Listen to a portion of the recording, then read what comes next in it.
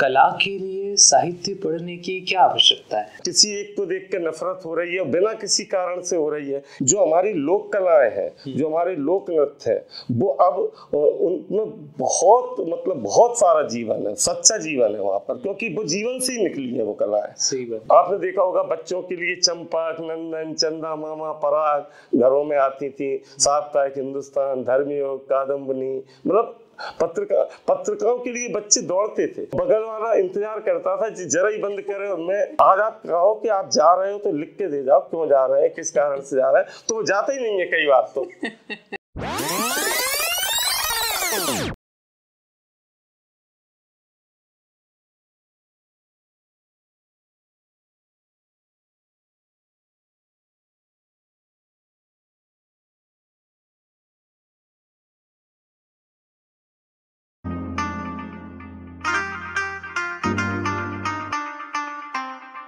Welcome to our channel गपशप with Ravindra में आपका स्वागत है। धन्यवाद। इस आउटलुक का ये एक विशेषांक मेरे हाथ लगा और जब इसका हमने ऐसे पृष्ठ में देखा कि एक आर्टिकल छपा है और जिसमें लिखा हुआ है, प्रदर्शनी से ज़्यादा मैं चाहता हूँ कि लोग साहित्य पढ़ें। मुझे दुख होता है जब कोई कहता है कि कविताएं नहीं पढ़ी जाती। ये आर्टिकल था पंकज दीक्षित जी के साथ और आज हमारे साथ हैं पंकज दीक्षित जी। साहित्यकार का कोई परिचय नहीं है, उसकी कला, उसका कर्मी, उसका वास्तविक परिचय है। पंकज दीक्षित जी एक प्रगतिशील लेखक, साहित्यकार और शिक्षाविद है। सर, आपका ये आर्टिकल कि कविताएं नहीं पढ़ी जा रही किस बात को इंगित करता है? नहीं, इसमें मैं ये कहना चाहता हूँ कि आज के समय की बात कर रहा हूँ मैं, कि जो आज के हम जब युवाओं से बात करते हैं, अपने स्कूल में अपने छात्रों से बात करते हैं, तो उसमें साहित्य और कविता या कला, लोक कलाएं, इनका कहीं कोई स्थान ही नहीं मिलता है। आज के बच्चे अपन जब भी कोई बात करते हैं कि हम एक कार्यक्रम करेंगे, हम एक एग्जीबिशन लगाएंगे, इस विषय पर चित्र बनाएंगे, तो वो तुरंत मोबाइल निकाल कर सर्च सीधे यूट्यूब और गूगल पर पहुंचते हैं। एआई का जमाना सीधे, ठीक है। तो बड़ी निराशा होती है और उनके पास खुद का कुछ भी नहीं बचा। वो हम कहेंगे कि पर्यावरण पर या उस पर एक चित्र बनना है तो तुरंत उसमें निकालेंगे और उसकी कॉपी शुरू हो जाएगी। अधिकांश बच्चे मतलब अपना खुद का कोई विचार नहीं लाते हैं, बना बनाया जो मिल रहा है उसको ही उसी की पुनरावृत्ति हो रही है, उसी को लगातार दोहरा रहे हैं। और कई बच्चे तो इस तरह के मिलते हैं या कि वो दूसरे से बनवाने में भी उन्हें कोई झिझक नहीं होती, ठीक है ना। वो एक बार जैसे मेरे पास आए तो वो कहने लगे कि वो कॉलेज में इस तरह का वो है तो आप एक चार्ट बना देंगे क्या?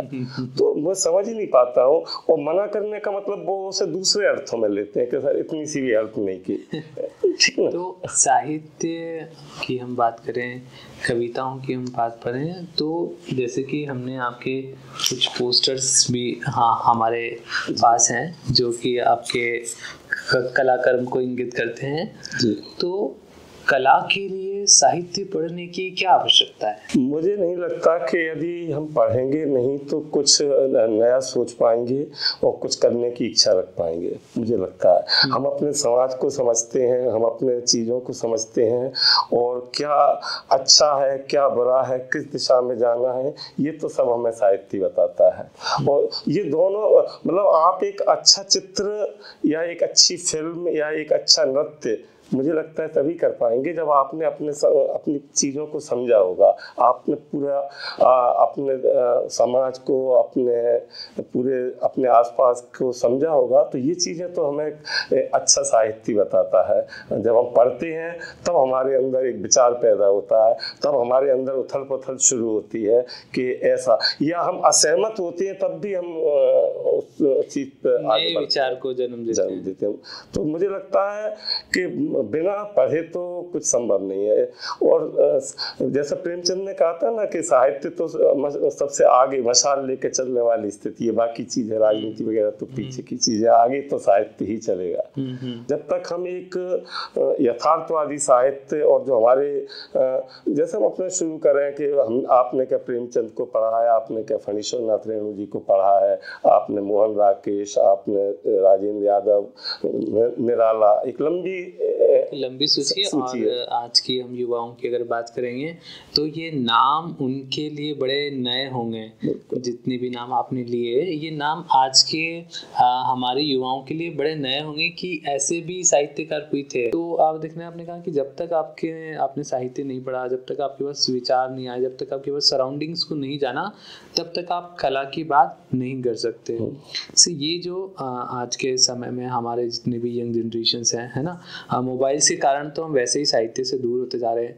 तो आपको क्या लगता है कि अगर साहित्य पढ़ेंगे या हम तमाम उपन्यासकार को पढ़ेंगे तो उनके बच्चों के जीवन में या हर एक आदमी के जीवन में उन उपन्यासों से क्या परिवर्तन आएगा या वो कहाँ तक उनके मनोभावों को टच कर पाएंगे? मैं तो इसको एक बहुत सरल ढंग से ये देखता हूँ कि हम भटक रहे हैं। जो जीवन के लिए चीजें हैं ही नहीं, जो प्राकृतिक तौर पे ही नहीं है, उनमें तो हम फंसते जा रहे हैं और फंसाया भी जा रहा है, जिसकी कोई जरूरत ही नहीं है। हम एक तरफ बहुत आगे जा रहे हैं और एक तरफ हम बहुत पुराने विचार भी साथ में लेकर चलते हैं, ठीक है ना।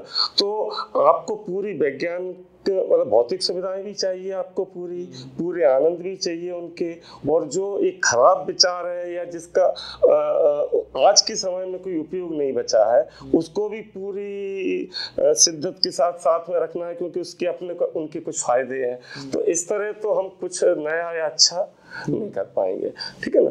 तो जब हम अच्छा साहित्य पढ़ते हैं, अच्छे कलाओं से जुड़ते हैं, तो हमें इस अंतर फिर महसूस होता है कि बेहतर जीवन है क्या, ठीक है। जीवन में प्रेम हो सबसे महत्वपूर्ण चीज है, ठीक है ना। किसी एक को देख के नफरत हो रही है और बिना किसी कारण से हो रही है। एक तो ये होता है कि सर इसने हमारे साथ सही में अच्छा नहीं किया तो हमें इस पर, लेकिन हम सिर्फ एक वर्ग बनाकर, एक समुदाय बनाकर कहें कि तुम हमारे हो, तुम हमारे नहीं हो, तो हम एक बेहतर समाज की या एक बेहतर उसकी कल्पना। साहित्य आपको उन तमाम, चाहे प्रेमचंद हो, चाहे हमारे जयशंकर जी हो, तो साहित्यकारों ने हमेशा अच्छे भावों को, जैसे कि हम प्रेमचंद जी तमाम, है ना, पिछड़े लोगों को आने की बात करते हैं, हर एक व्यक्तिगत मनोभावों को बहुत ही अच्छे ढंग से रखते हैं।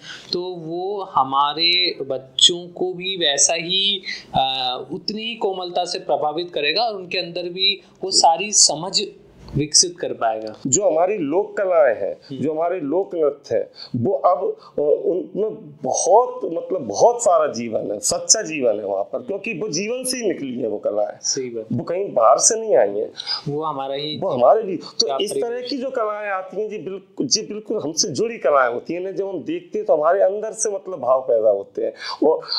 लेकिन जब हम एक 2 दर्जे की फिल्म देखते हैं और उसमें वो सिर्फ आर्थिक फायदे और नुकसान के लिए उन लोक कलाओं का उपयोग करते हैं, तो अलग वो अंतर महसूस होता है। आपने देखा होगा बच्चों के लिए चंपक, नंदन, चंदा मामा, पराग घरों में आती थी, साप्ताहिक हिंदुस्तान, धर्मयोग, कादम्बनी, मतलब पत्रिकाओं के लिए बच्चे दौड़ते थे। सर ये हमेशा मैं और मेरे भाई में ये होता था कि जिस दिन शुक्रवार को बाल भास्कर का अंक आएगा तो पहले कौन पढ़ेगा, मुद्दा ये नहीं पढ़े, पहले कौन पढ़ेगा। आपको पता हो किराए पे किताबें लाते थे, अशोक में भी खूब मिलती थी, हम किराए जाते थे रजिस्टर और 25 पैसे रोज के हिसाब से वो किताब आती। आपने और भी ध्यान दिया हो, पहले आप ट्रेन में बैठे हैं या बस में बैठते हैं तो अधिकतर लोगों के पास एक उपन्यास या मैगजीन हुआ करती थी, भले ही उसका स्तर कुछ भी हो, जासूसी उपन्यास भी हो सकता था, ठीक है ना।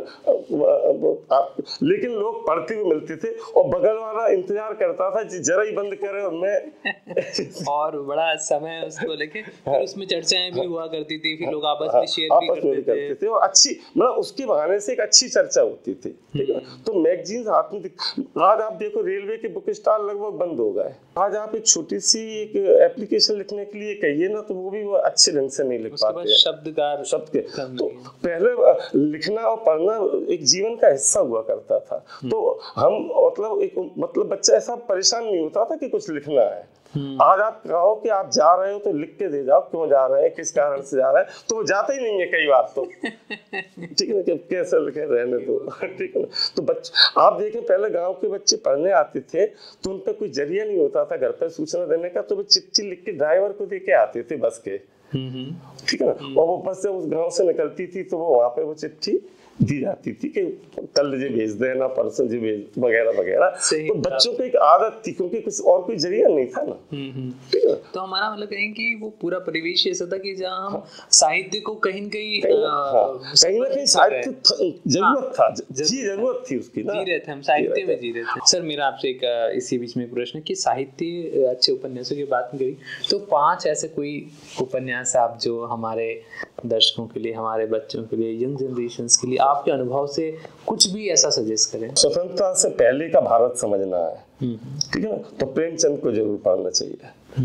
ठीक है। और प्रेमचंद का मैं तो मतलब कई बार अपने साथियों के बीच में भी बात करता हूँ कि प्रेमचंद का जो गोदान है वो हर मतलब हायर सेकेंडरी के स्तर के बच्चे को तो पढ़ना ही चाहिए, ठीक है ना। हम जिस तरह से चीजों को अभी वर्तमान परिदृश्य में समझ रहे हैं, जिस तरह से वो गोदान पढ़ने के बाद अगर वो सही ढंग से उसको पढ़ता है तो उसको समझ में आएगा कि किस तरह से वास्तविक स्थितियां क्या है। तो मुझे लगता है अनिवार्य कर देना चाहिए ये तो गोदान उपन्यास, मतलब अपने को पढ़ना ही चाहिए, ठीक है ना। एक मैं मेला आंचल मानता हूँ कि बच्चों को पढ़ना चाहिए। ऐसे मैं श्रीलाल शुक्ल पे आता हूँ तो राग दरबारी तो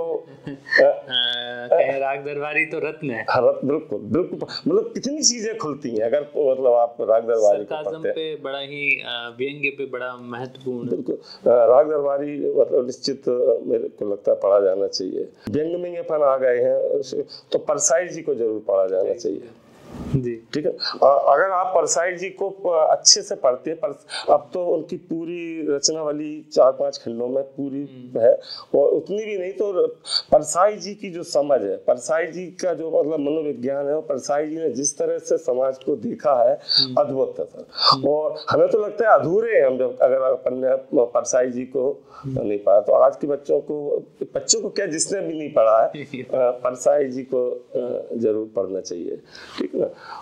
इसके अलावा बीच में एक कहानी और उपन्यासों का एक बहुत अच्छी वो चली है जिसमें हम कमलेश्वर जी को लाते हैं, राजेंद्र यादव को लाते हैं, जिसमें हम मोहन राकेश को लाते हैं, ठीक है ना। अंधेरे बंद कमरे है, ठीक है ना। तो इस तरह अगर आप और अगर इतना कोई पढ़ता है तो मैं दावे से कहूंगा फिर वो पढ़ता ही रहेगा, समझ आ जाएगी कि उसे क्या पढ़ना है, उसे क्या पढ़ना है। अगर वो इतना पढ़ता, परसाई जी को पढ़ता है, श्रीलाल शुक्ल को पढ़ता है, प्रेमचंद, आप जिस कबीर को देखिए, आप आज से 500-600 साल पहले कबीर जो लिख रहे हैं आज मुझे लगता है कि लिखना संभव नहीं है, पूरी तरह रिलेवेंट है, आज के परिदृश्य में रिलेवेंट है बिल्कुल। और वो उस समय 1400-1500 में लिख रहे हैं। तो आपको देवी तो देखना होगा कि एक लेखक कितना प्रतिबद्ध होता है अपने सोच के लिए।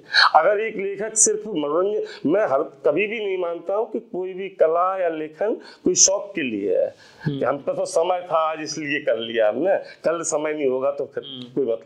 बच्चे ऐसे कहते हैं ना छुट्टियों में देख लेंगे, तो कला कई अच्छे अपने लेखकों ने कहा कला शौक तो हो ही नहीं सकती, जरूरत है वो जीवन की, जरूरत है। और वैसे भी साहित्य समाज का दर्पण है, तो धीरे धीरे धीरे धीरे धीरे धीरे धीरे धीरे करके बदलाव आता है। आप ये कैसे कह सकते हैं मुझ पर समय नहीं है? आप पे सोने के लिए समय है, खाने पीने के लिए समय है, परिवार के लिए भी समय है, घूमने फिरने का समय है। तो अगर आप चाहेंगे कि मुझे नियमित करना है तो उसके लिए भी समय होगा आपके पास, भले वो 8 घंटे का हो, 15 मिनट का हो। सर कलाओं को लेके साहित्यकारों ने काम किया है, लेखकों ने काम किया है तमाम, लेकिन सर अर्ली एराज में है ना, हमारे सिनेमा में भी जो हम बात करते हैं बड़े विशेष तरीके से कि वहाँ पे भी हमें कुछ इस तरह का देखने को मिलता है, जिसमें खासकर राज कपूर साहब की कुछ पिक्चर्स हैं जो सर ये बात हम इसलिए भी कर रहे हैं कि राज कपूर साहब का है ना 16 बर्थ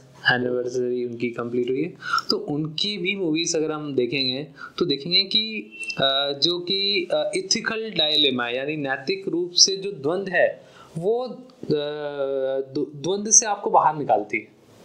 वो द्वंद्व से इस तरह से बाहर निकालती है कि परिस्थितियां ऐसे भी हो सकती है वैसी भी हो सकती है, अब आप क्या निर्णय लेंगे, और वो एक समाज में आपको एस्टैब्लिश करती है। अपन शायद विश्व में, एक बार मैंने पढ़ा था, अब तो पता नहीं है, कि सबसे ज्यादा फिल्म बनाने वाला देश हैगा अपना, मतलब ठीक है ना।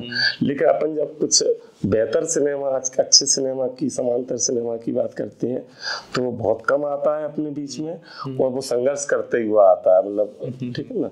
कई बार तो अच्छी फिल्म रिलीज तक नहीं कर पाते हैं, वो आ भी जाती है टॉकीज में तो वो देखी नहीं जाती है।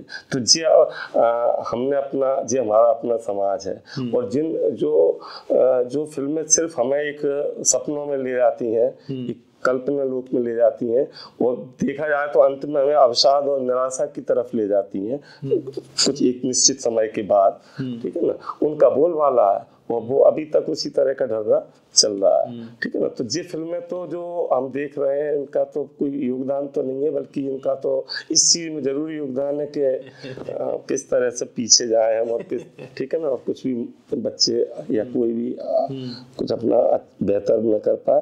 लेकिन अपना अच्छा सिनेमा भी बहुत बना है, उसमें अपने बंगाल के सिनेमा का बहुत बड़ा हाथ है। पिछले दौर में जो ब्लैक एंड व्हाइट दौर की फिल्में थी, मतलब मैं ये नहीं कह रहा हूँ कलर बाद में अच्छी, लेकिन उस समय इतना बकवास दौर नहीं था फिर भी, ठीक है ना।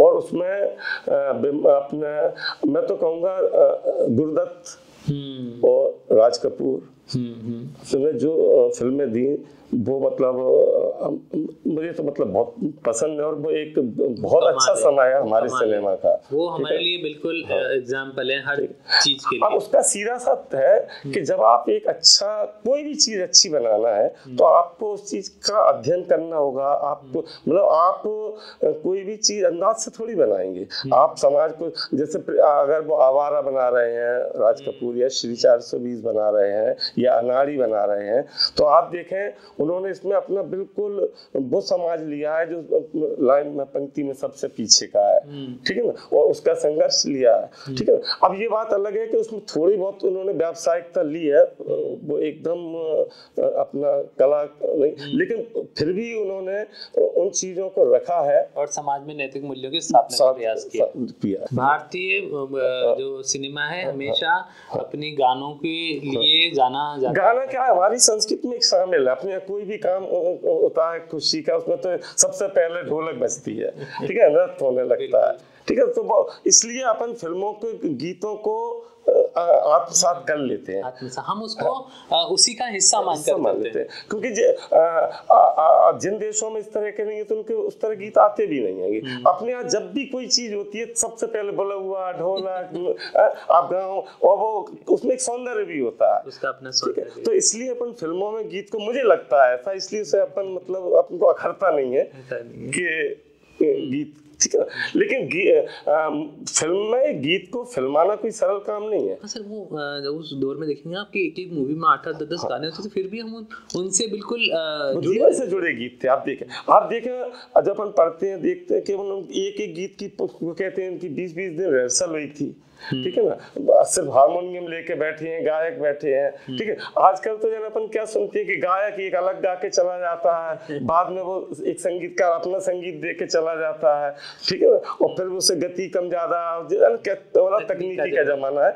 और मुझे बड़ा आश्चर्य होता है कि उसका संगीत उन्होंने बाद में डाल दिया था। गीतों में उस समय भाव हुआ करते थे जो लोगों को हमें जोड़ा करते थे। आज के आप गीत देखिए, जो बहुत अच्छा गीत हिट भी होता है तो उसका एक समय है कि वो 4-6 महीने बाद उसका समय चला जाता है, और फिर जो उस गीत का बहुत बड़ा फैन होता है वो तक कहता है तुम अभी तक वहीं अटके हो हमारा नया गीत नहीं सुना।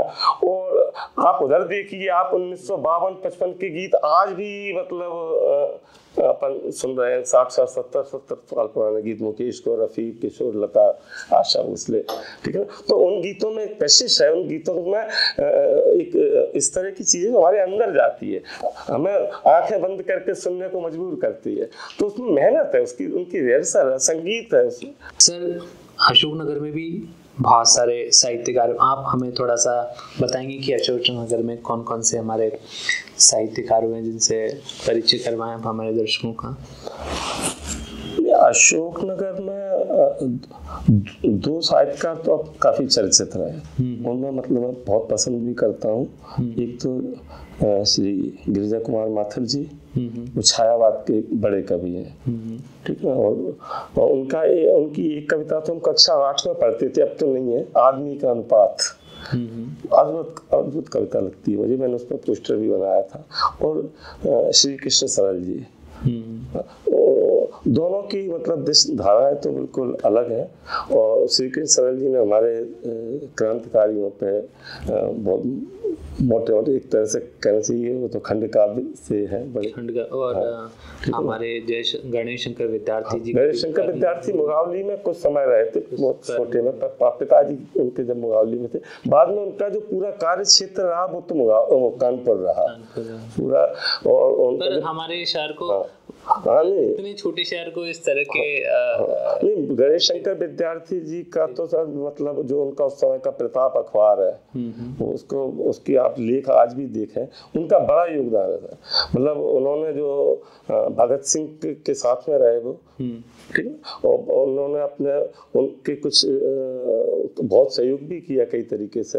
और प्रताप में उन्होंने उस तरह की जो खबरें लगाई हैं उन पर लगातार नजर रखी। कई बार तो प्रताप उनका रोका भी गया। और उन्होंने जो सांप्रदायिक सौहार्द के लिए जो काम किया कानपुर में, वो अद्भुत था। और ये तो विडम्बना नहीं है कि वो उनकी मृत्यु भी उसी सांप्रदायिक माहौल में ही हुई। और लेकिन उनका सम्मान बहुत था, और किसी भी समुदाय का व्यक्ति हो, उन्हें पूरा वो सम्मान गणेश शंकर विद्यार्थी, क्योंकि देखिए सम्मान तो हर उस व्यक्ति को मिलेगा जो ईमानदार है और सच्चे दिल से मतलब एक बेहतरी के लिए काम कर रहा है। उसके अंदर अगर ढोंग नहीं है, उसके कहने और करने में अगर अंतर नहीं है, तो वो तो आप तय मानिए मांगने से तो मिलता नहीं है। तो अगर वो, ठीक है ना, आपके कहने में और आपके रोज के क्रियाकलापों में अंतर है, और आप कितने भी महान दिख लें, लेकिन वो चीज समझ में आ जाएगी। तो गणेश शंकर विद्यार्थी जी का तो एक बहुत बड़ा योगदान, वो मुगावली और हमारे उससे जुड़े रहे, इसकी तो हमें बहुत खुशी होती है। मैंने वो स्कूल भी अच्छे से खूब देखा जिसमें गणेश शंकर विद्यार्थी जी पढ़े जी।